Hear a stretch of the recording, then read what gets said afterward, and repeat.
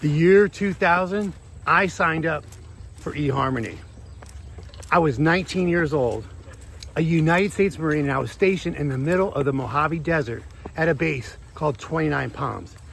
And as I sat down on my computer and I answered questions, literally tons of questions for hours, not 4 questions, not the what's your vibe, what's your sign, 29 dimensions of who I actually was, my temper, my faith, how I handled my money, what I wanted my life to look like 30 years down the road. It took me almost the night. And when I was all done, the thing showed me a handful of women carefully, like it was handing me something that actually mattered. Now, 25 years later, and I swiped past 400 women, and the only thing that happened was my coffee got cold. I'm the same guy, same goal, and the same tired hope that somewhere out there is a person who fits my likings. And somewhere in between those two moments, the guy in the desert and the person sitting in the parking lot, somebody broke the whole thing quietly, and they never told us about it. Today we're gonna talk about online dating. A subscriber named Danny asked me to make this episode. So Danny, this is the honest version. Not the version that makes me look good, and not the version where I'm the wise guy who's got all this shit figured out. Just the honest one. Because I think the honest one is worth more to you. So here's what I've come to believe after 25 years of watching this online dating thing evolve from the inside. Online dating did not ruin men's dating lives. It showed up after the damage was already done, and it figured out how to charge rent on it. And I can say that with a straight face, because I have been there since the beginning, and I'm still here now. I've used eHarmony, Tinder, Plenty of Fish, Bumble, Facebook dating, Match.com. I watched the entire world get built brick by brick, and then I watched them tear the good parts down.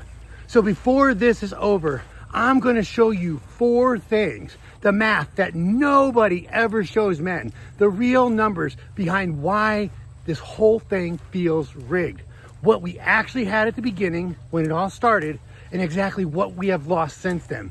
There's a lie sitting right in the center of this whole billion-dollar industry, and a mirror, because some of what went wrong is on us. It's on me, it's on you. But first, I'll show you my part. And near the end, one warning, because there's a trap out there right now that's costing lonely men their entire life savings. And I'm not gonna let you walk past that, guys. I'm not gonna do it. So one thing before we go, this is for men 35 and up. If you're 22 on Tinder, God bless you, brother, but you're playing a completely different game on a whole nother field. We ain't got time to talk about that. I'm talking to the men who've been around the block. Maybe they've been married, maybe they've been divorced. The man who looks at his phone and thinks, what the hell happened to this? Stick with me and I'll tell you exactly what happened. So let me take you back to that base in the middle of the desert, because it actually matters. The Marine Corps is about 90% men. That's before you do anything. Now take that already lopsided world and then drop it in the middle of the desert. 29 Palms is 900 square miles of nothing. That's 3/4 the size of the state of Rhode Island, and it's nothing but sand, rock, and fucking Marines. And I didn't have a car, because most of us didn't that early in our careers. So my entire world, the whole thing, was that freaking base. I could not go a solid day without seeing another man, but yet I could go weeks without laying eyes on a single woman close to my age who wasn't already married or already spoken for. So here's the part that sealed it. I didn't drink back then. I was a competitive bodybuilder. Standing around the bar watching a bunch of guys so drunk they puke on themselves was not my idea of a good time. So the one release valve every other Marine used to meet people, that door was closed to me. So when I heard about this thing, this new thing called online dating, eHarmony, for me it wasn't a toy. It was me finding a way to find women. It was a lifeline thrown to a man who was in a freaking ocean of nothing but, man, I'm on this little island. But you see, back then, things were so much different. And you know, the part that young guys will never believe, you just can't believe what it used to be like. You couldn't just match with somebody and start firing off messages and sending dick pics and doing all that crazy stuff. You see, there were steps. The site walked through a variety of stages. You had to answer these guided questions back and forth. You screened each other essentially, slowly. It could take a week, sometimes longer, just to reach the stage where you were finally allowed to write as an email an open message. There was no FaceTime, there was no calling, there were no photos flying back and forth. You wrote, you waited, and you wrote again. And at some point, if it was going somewhere, one of you worked up the nerve to offer your phone number. And I'm telling you, man, handing over that phone number really meant something back then. It was a threshold. You crossed into something real. By the time I sat down to write that first email, I already had a feel for this person. I knew how she thought. I knew what she wanted from her life. I call it the golden era of online dating. And here's the thing I need you to hear, because it's the whole point of this episode. It wasn't better because the technology was smarter. It was better because it was slow. The friction was the feature. All the waiting, all those steps, all that screening, all that anticipation, it forced you to be patient. It forced you to go into a deep dive before you ever got access to just a written correspondence. And it protected you from your own worst impulses. And nobody appreciated that stuff at the time, myself included, because we didn't know it was going to disappear and what would come in its replace. You probably have your own version of this. Maybe it was a 3-hour phone call on a landline, you know, where you got the cord stretching into the other room so nobody heard what you were talking about. Maybe it was waiting days for a reply. Whatever it was, you remember when it took effort. And you remember the effort is exactly what made it mean something. So as I said, there's a part of this dating fiasco that's partially to blame with technology and these businesses, but some of it is us guys. We're the problem too. But before I start pointing my finger at you guys, I'll point the finger at me and show you myself as an example. Even back in that golden era, even with that beautiful, slow, carefully designed friction, I had a problem that no good system and no good profile could fix. I had too many options. I was young. I was in the best shape of my life. When my profile went live, I didn't get a few matches. I got loads of them. And I had more attention than I knew what to do with. So do you know what I did with it? I dated all of them. I'm talking 3, 4, 5 dates a week for years. And I want to be careful about how I communicate this next part, because it's the truest thing in this entire episode. So please bear with me. I dated women who were, by every measure, everything a man is supposed to be looking for. Kind, loyal, beautiful, wife material, every single one of them. And guess what? I could not appreciate not one of them, none of them, because I was shallow as fuck. And I always believed that there was something just a little bit better one click away. Now, I'm 45 years old, and I'm here talking to you, and I'm single. And the truth I've had to face is that I never learned how to build a deep connection with another human being, because for 20 years, I never had to. It was always just easier to find a new one than to go deep with the one I had. The minute something went south, pull the rip, bam, I'm out, I ejected, gone. I think if I had been slightly less attractive, maybe a little nerdier, maybe not a Marine, and I had a few less options, I think I would have learned to appreciate what was standing right in front of me. But instead, it's taken me decades. And honestly, it took burning most of my life to the ground just to understand what all that choice that I had actually cost me. And now I want to talk to you because maybe you're not like me at all. Maybe you're the exact opposite. Maybe you've had one or two good women who actually loved you and you let her go. And maybe for the same reason, because you couldn't commit. Because some quiet voice told you too that the grass was greener somewhere else.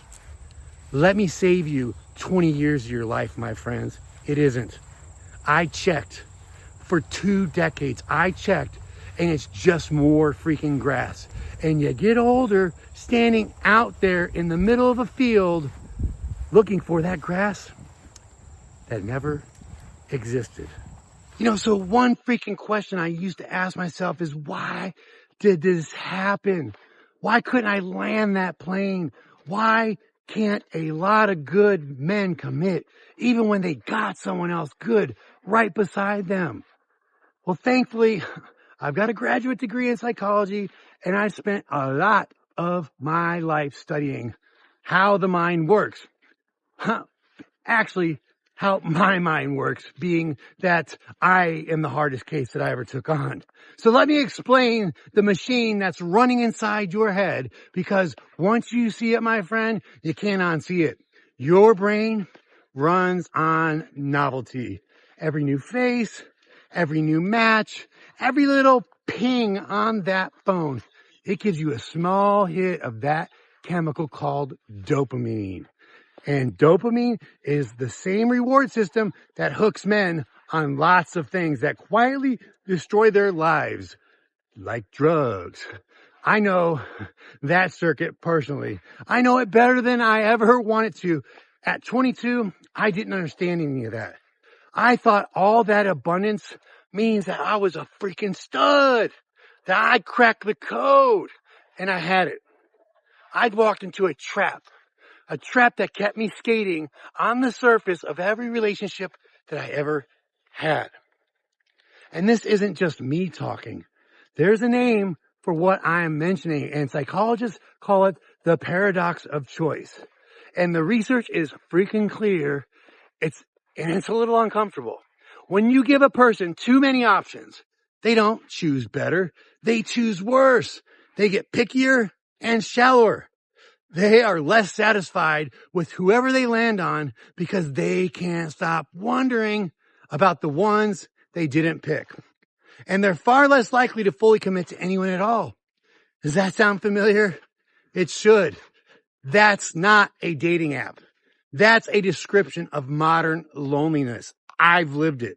3, 4, 5 dates a week, and I could not land the plane. Not because I was some heartless bastard or some player, because I was drowning in a pool so wide and I never learned how to swim deep. And here's the part that should make you angry. Every app built since that golden era, guys, has made the pool bigger on purpose. Infinite profiles, endless swipes, a slot machine that never runs out of quarters. And that's no glitch, my friend, in the system. You guys, that is the system. Your loneliness is now a business model. The longer you stay unsatisfied and keep on swiping, the more money they make. Don't believe me? All right. Let me hand you some hard numbers. Just enough to prove that I'm not making this shit up. And if you're a man who's been on these dating apps feeling like it might be just a little rigged, guess what, my friend? You're right. And I need you to hear this, because it's gonna take the weight off your chest. There's a company that analyzed real dating app data, not a survey, not what some people reported. I'm talking an in-depth survey, around 7,000 real profiles, nearly 300 million swipes. The biggest public look at what really happens on these apps that has ever existed. And guess what? Here's what they found. The average woman on Tinder matches with a little under half the men she swipes right on. The average man, 5%. 5%, guys.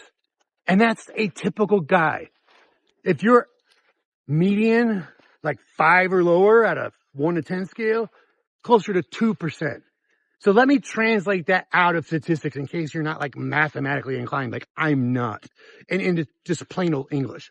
The typical man has to swipe right on about 50 women to get a single match. And a match is not a date. A match is just permission to say hello, because from there, it gets worse. Almost half of a man's matches never produce more than a single message. It's usually the intro that you blow. And most of them die right there in silence. But here's the number that I think every man needs to hear one time in his life so he can stop taking this shit personally. In that same data, the women getting the fewest matches of anyone. The bottom 10%, the bottom of the barrel, the bottom 10% of the women's population still matched more often than the top 10% of men. So the guys that were 90% better than everybody did worse than the freaking number 2s and 1s on the bottom of the women's barrel. And I'm not telling you that to crush you guys. I'm telling you the exact opposite. I'm telling you that if you've been sitting there thinking something's wrong with you, that you're broken, that you're unlovable, that you're the problem, the numbers say you walked into a market that is brutally and structurally lopsided, and nobody handed you a map. That 2% was never a measure of your worth as a man.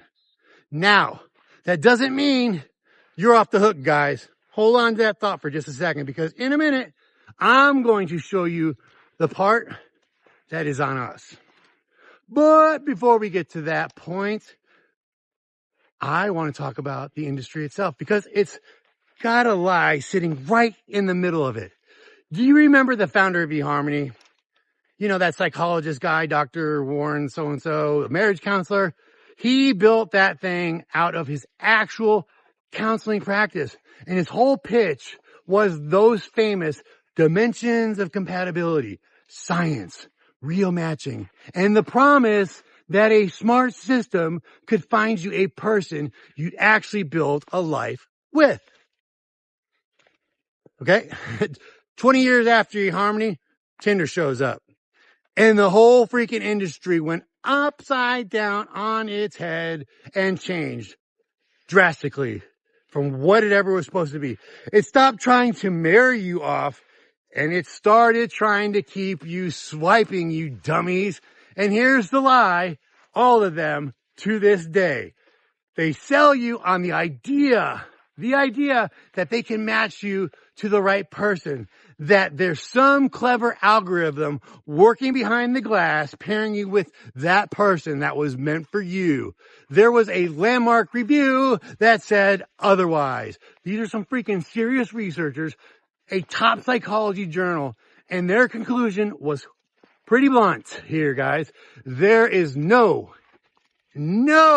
compelling evidence that any of these matching algorithms actually work. None of them have ever been proven that they can do the one thing that they've been promising you for that monthly subscription.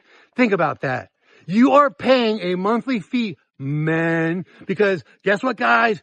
You pay more than anyone else on these platforms for a product that has never once proven that it does the thing that it says it would. And now it's eating itself. The apps are bleeding users, hemorrhaging them like a woman's freaking period, okay? Tinder's paying customers have dropped a quarter, and the grand industry's grand solution, now they're rolling out artificial intelligence to help fix what they call swipe fatigue.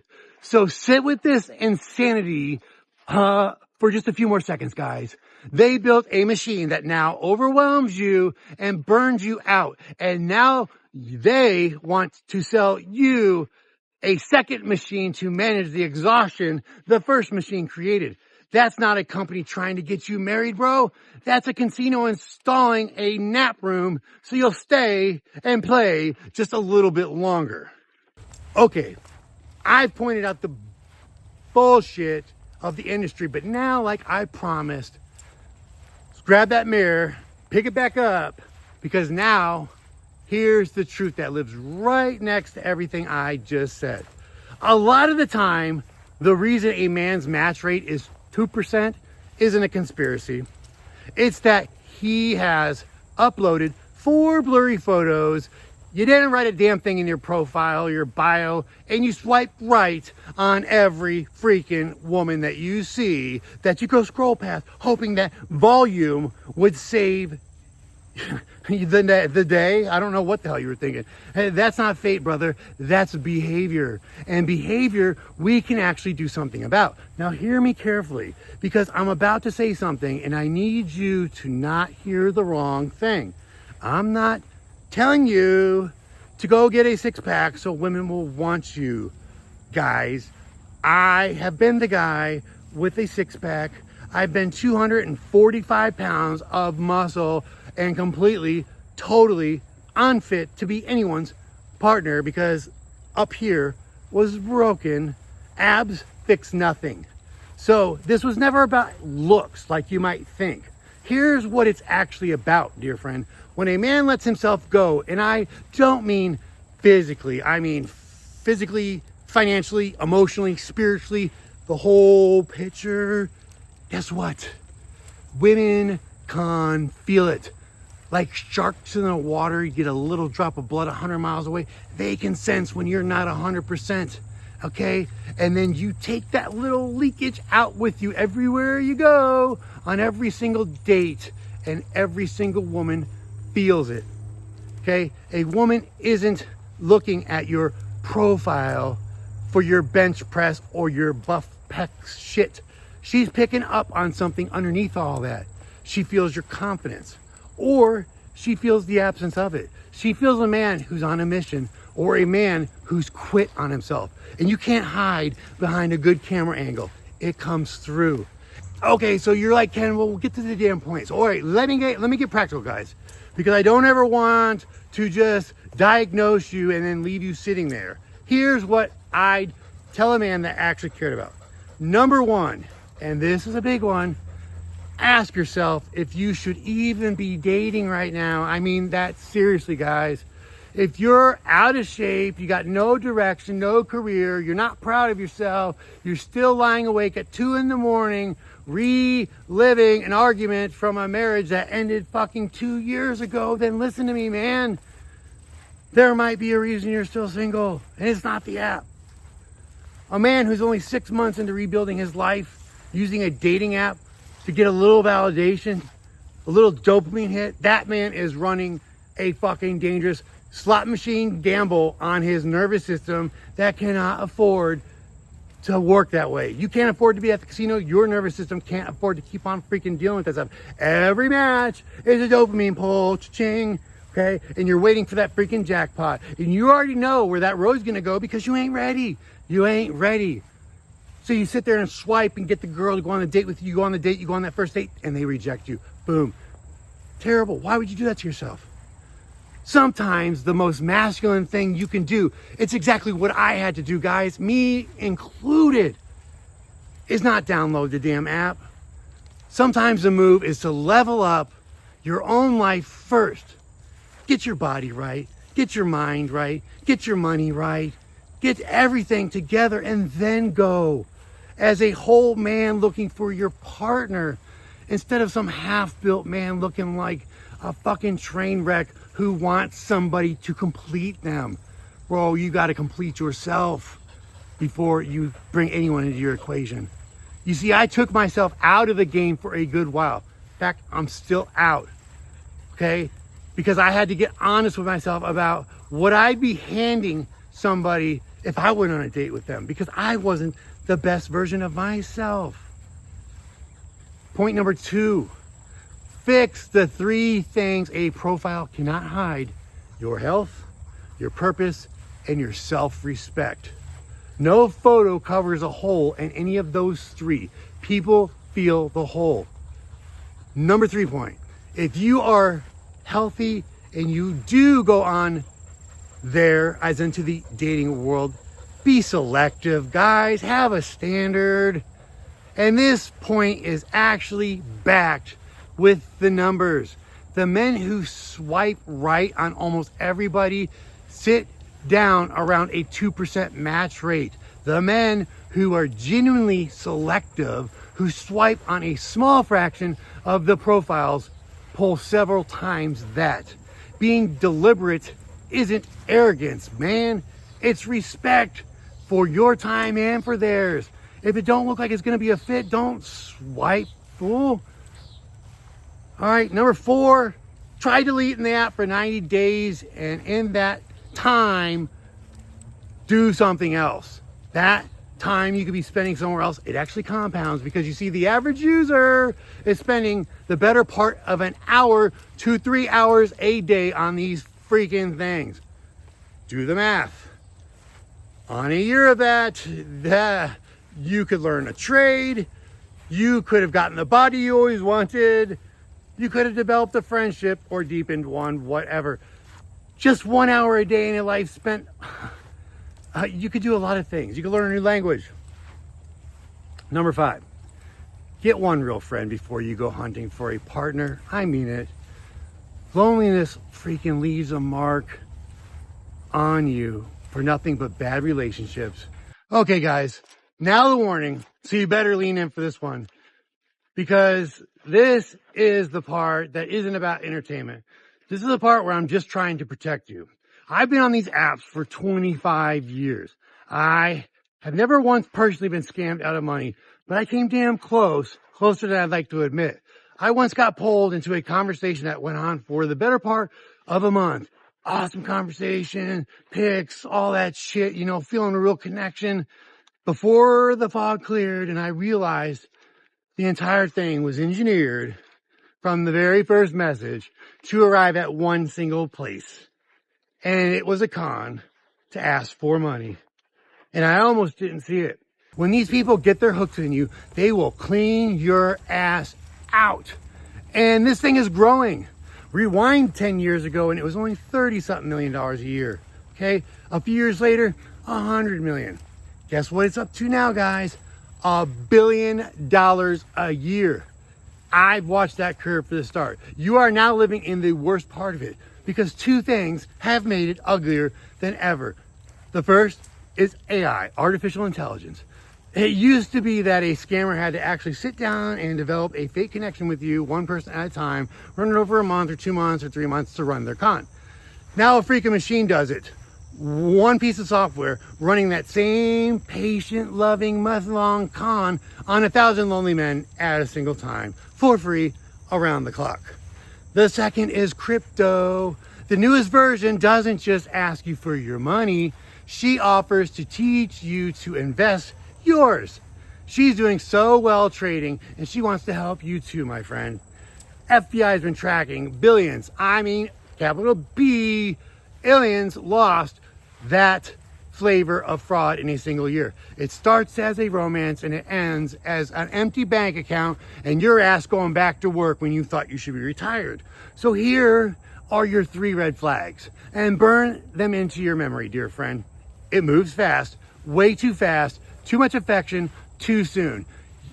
You can never actually meet in person. They're always gone for a reason. On an oil rig, a deployment, the contract overseas, and eventually money will always be the topic that comes out of it. Money. So let me give you the one rule out of all this stuff. is if you've never seen this person face to face before you start talking about money, oh brother, you are not in a relationship. You are in a transaction and your ass is a mark. So you better watch your shit. Now, I have to be fair here, guys, because if I sat here and just told you that online dating is nothing but poison, I'd be doing exactly what I hate, which is twisting the truth to make a cleaner point.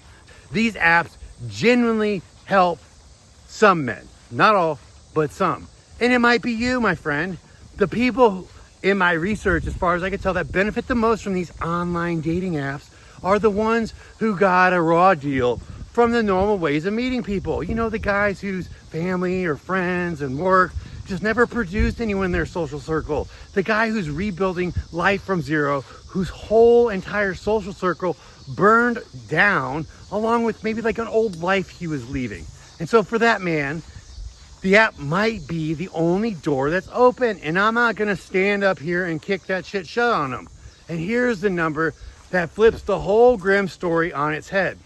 Men over 50, hey guys, silver foxes out there, you 50-year-olds, you actually report that the best experience is with these apps. Around 6 in 10 of y'all call it a positive experience.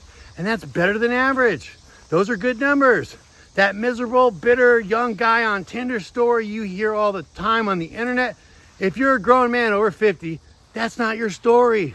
So don't let the internet convince you that the door's closed when the data says it might be wide open for you specifically.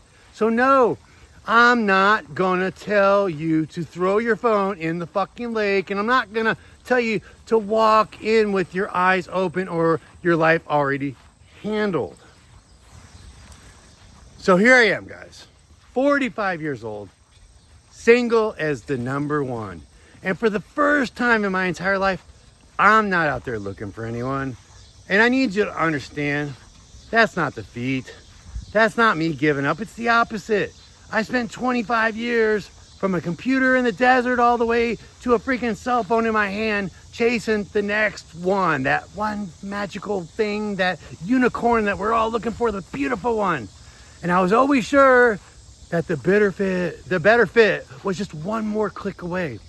And it cost me the ability to learn how to be still, man. It cost me the ability to be content with a single human being, including myself.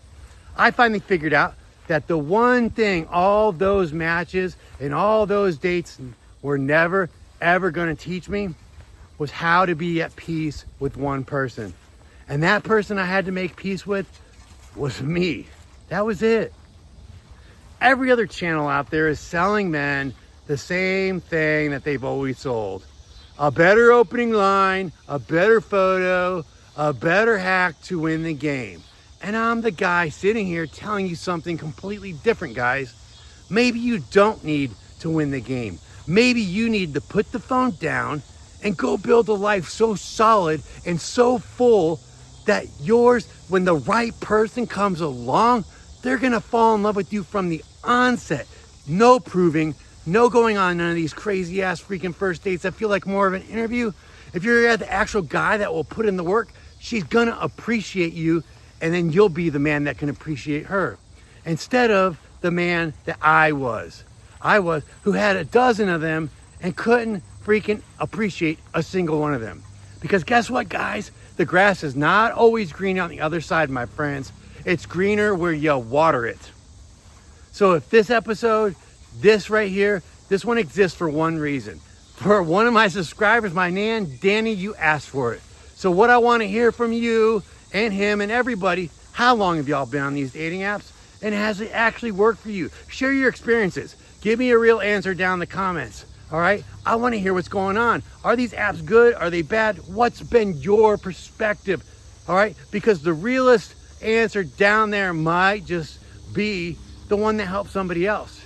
If you got an idea for what the next episode should be, freaking leave it in the comments. And if any of this hit home, you know what to do. Subscribe, like, share it with someone, because this channel is for men who are done making excuses and they're ready to build their lives.